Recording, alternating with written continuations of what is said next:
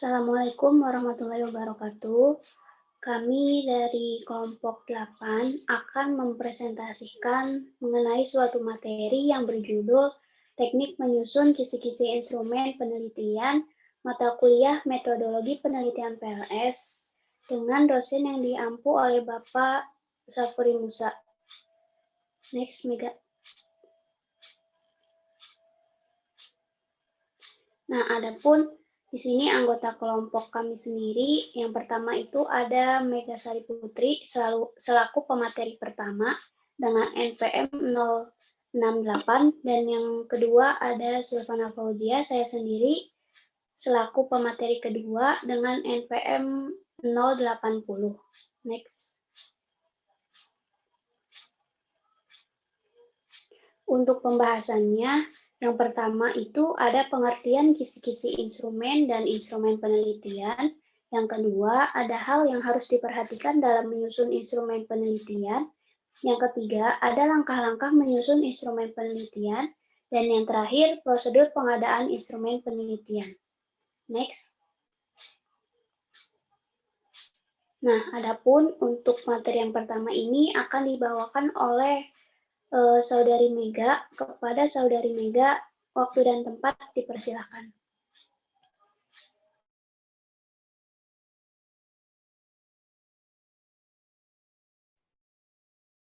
Terima kasih Silvana. Di sini ada pengertian kisi-kisi instrumen. Kisi-kisi instrumen adalah indikator yang dijabarkan menjadi butir-butir pertanyaan atau pernyataan. Untuk bisa menetapkan indikator-indikator, bisa menetapkan indikator dari setiap variabel yang diteliti.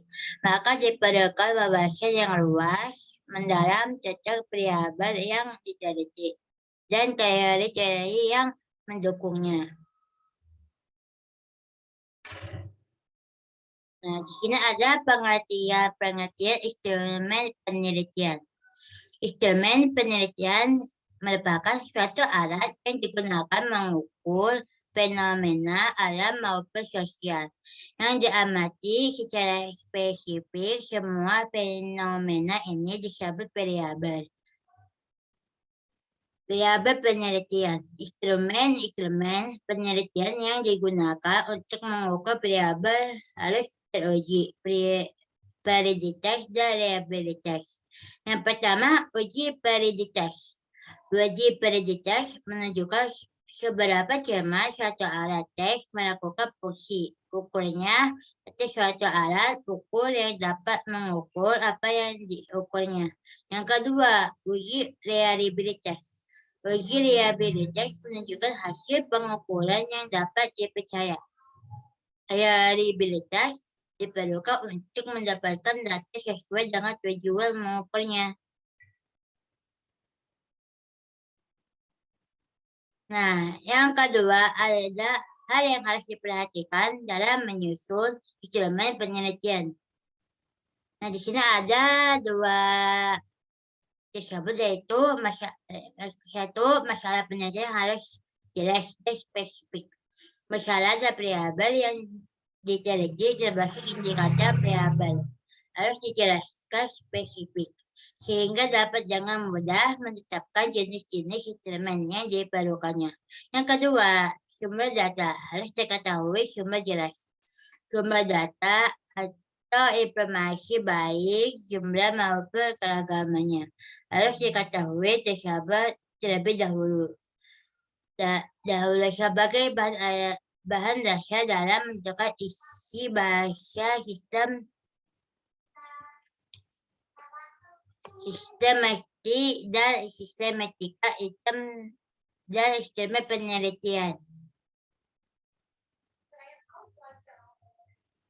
Nah, selanjutnya ada instrumen yang ketiga. Ya, instrumen harus memiliki tingkat objektivitas dan kesaksian yang baik.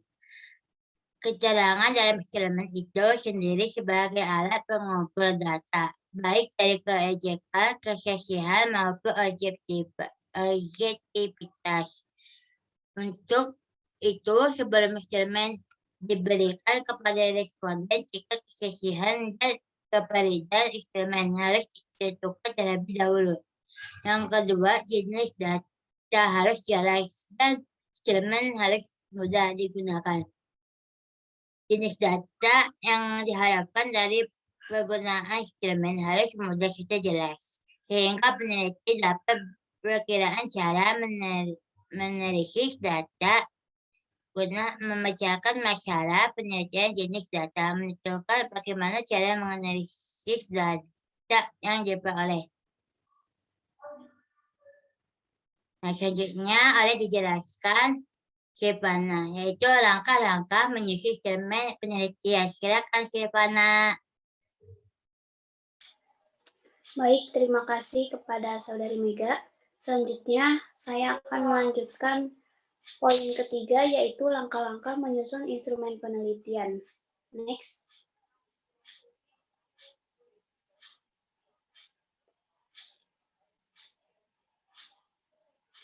Nah, di sini untuk memperoleh instrumen yang tepat, maka peneliti harus menyusun instrumen dengan baik. Peneliti harus mengikuti langkah-langkah menyusun instrumen penelitian.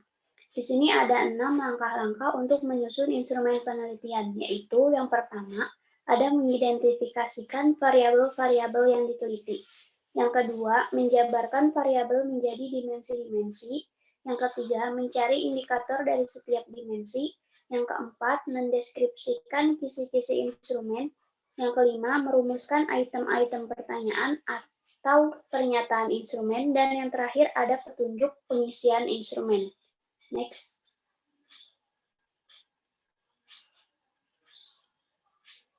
Nah, di sini ada penjabaran mengenai keenam langkah-langkahnya. Yang pertama itu mengidentifikasi variabel-variabel yang akan diteliti. Pada awal tahapan penyusunan instrumen ini, peneliti harus mulai memahami betul variabel apa yang akan ia teliti nantinya. Tujuannya itu agar penelitian tersebut dapat terselesaikan dengan baik. Yang kedua, menjabarkan variabel menjadi dimensi-dimensi. Nah, di sini peneliti harus menganalisis setiap variabel menjadi subvariabel. Subvariabel ini disebut juga dengan aspek dimensi. Yang ketiga, ada mencari indikator dari setiap dimensi. Peneliti mengembangkan dimensi menjadi indikator-indikator yang merupakan langkah awal sebelum instrumen itu dikembangkan. Nah, indikator-indikator tersebut menjadi dasar peneliti untuk menentukan jenis instrumen. Dalam menetapkan jenis instrumen ini dapat ditetapkan manakala peneliti sudah memahami dengan pasti tentang variabel dan indikator penelitiannya.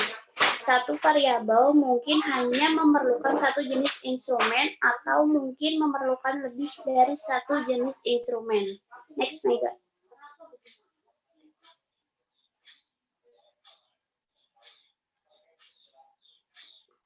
Nah, untuk yang poin keempat, ada mendeskripsikan kisi-kisi instrumen. Kisi-kisi instrumen atau layout instrumen diperlukan sebagai pedoman dalam merumuskan item instrumen. Dalam kisi-kisi itu harus mencakup ruang lingkup materi variabel penelitian, jenis-jenis pertanyaan, banyaknya pertanyaan, serta waktu yang dibutuhkan. Selain itu, di dalam kisi-kisi juga harus tergambarkan indikator dari setiap variabel. Misalnya, untuk menentukan prestasi kerja atau kemampuan subjek penelitian, diukur dari tingkat pengetahuan, pemahaman, aplikasi, dan sebagainya. Yang kelima, ada merumuskan item-item pertanyaan atau pernyataan instrumen. Nah, berdasarkan kisi-kisi yang telah disusun ini, langkah selanjutnya adalah peneliti harus menyusun item pertanyaan sesuai dengan jenis instrumen yang akan digunakan. Yang terakhir itu ada petunjuk pengisian instrumen.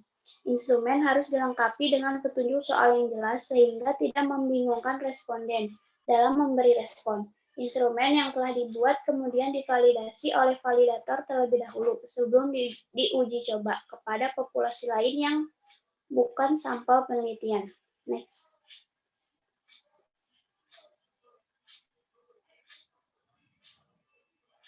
Nah, untuk yang keempat atau poin yang terakhir yaitu ada prosedur pengadaan instrumen penelitian. Next. Di sini prosedur pengadaan penelitian, jika instrumen yang sesuai dengan variabel yang akan diukur telah tersedia instrumen yang terstandar. Jadi peneliti diperkenankan untuk menggunakannya dalam pengumpulan data penelitian. Beberapa instrumen yang sudah distandardisasikan itu antara lain yang pertama ada tes intelijensi, yang kedua tes minat, yang ketiga tes kemampuan dasar, yang keempat tes kepribadian, dan beberapa tes prestasi belajar lainnya. Next.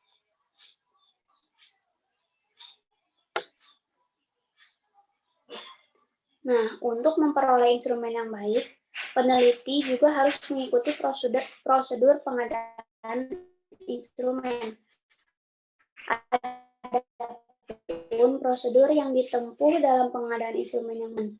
Nah, perencanaan ini meliputi peneliti harus merumuskan tujuan, peneliti harus menentukan variabel, kategorisasi variabel menjadi dimensi atau indikator variabel. Nah, untuk tes langkah ini meliputi perumusan tujuan dan pembuatan tabel spesifikasi. Tabel spesifikasi biasanya dibuat dari bab 3 penelitian. Nah, yang kedua itu penulisan butir soal atau item kuesioner. Penyusunan skala, penyusunan pedoman wawancara. Peneliti menuliskan butir soal yang sesuai dengan indikator-indikator butir soal yang telah ditetapkan.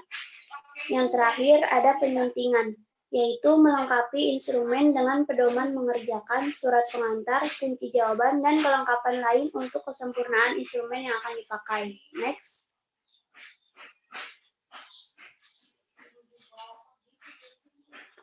Untuk yang keempat itu ada uji coba.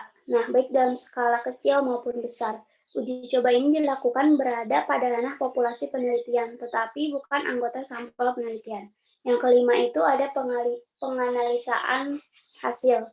Analisis item melihat pada jawaban peninjauan sasaran. Dan yang terakhir itu ada mengadakan revisi terhadap item-item yang dirasa kurang baik dengan mendasarkan diri pada data yang diperoleh sewaktu uji coba, sehingga diperoleh instrumen yang valid dan reliable. Instrumen yang valid dan reliable ini tersebut akan disebarkan kepada responden. Next.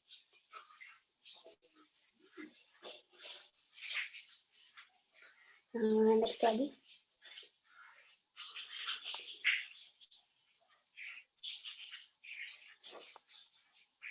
Next lagi nih, Kak. Nah, adapun kesimpulan dari pembahasan di kelompok 8 ini yaitu jadi data merupakan urat nadi sebuah penelitian. Nah, salah satu cara untuk memperoleh data adalah caranya dengan melalui instrumen yang diberikan kepada responden. Instrumen penelitian sendiri artinya adalah alat bantu yang digunakan oleh peneliti untuk mengumpulkan informasi kuantitatif tentang variabel yang sedang diteliti. Dalam penelitian kualitatif, instrumen penelitian adalah penelitinya sendiri, sedangkan dalam penelitian kuantitatif itu, instrumen harus dibuat dan menjadi perangkat yang independen dari peneliti. Peneliti harus mampu membuat instrumen sebagus mungkin, apapun instrumen itu. Semua instrumen, baik yang tes maupun non-tes, harus memiliki dua syarat, yaitu valid dan reliable. Next. Mungkin hanya itu dari presentasi dari kelompok 8 yang dapat kami sampaikan. Kurang lebihnya mohon dimaafkan. Wassalamualaikum warahmatullahi wabarakatuh.